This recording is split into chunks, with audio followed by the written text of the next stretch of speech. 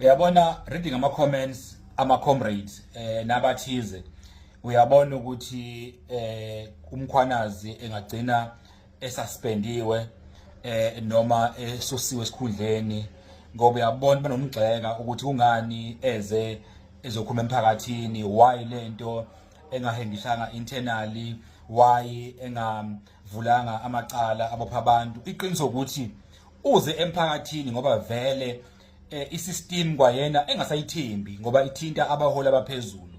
So siwumphakathi we have a right to know ukuthi kwenzakalani. Umkhwanazi wenze kahle, njalo umkhwanazi Shamase wenze kahle ukuthi usitshele siwumphakathi ngoba zimpilo zethu lezi, ikusale ingane zethu leli ukuthi singaba nezwe la khona abaholi abaphezulu benza ubugebengu bese kuthiwa kumele kuthulwe ungashiwe emphakathini. Thina siyabonga ukuthi ube nesibindi sokuthi usitshele ukuthi kwenzakalani. Thina njengomphakathi umsebenzi wethu ukuthi we must defend umkhwanazi.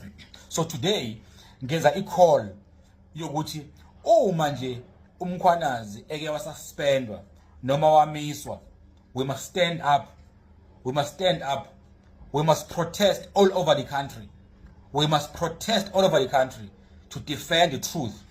This is not about defending umkhwanazi, ukudefenda izwe lethu. We must defend izwe lethu ngoba we can't be hijacked by criminals bese kuthi labo who are fighting with criminals kube yibona who get penalized ngokulwa nobugebengu. So we are saying pick up kumkhwanazi uma nje bekwamthinta akube ukuthi thithisa sonke siyizwe asisukume ensime ngenyawo itheku solivala phaqa.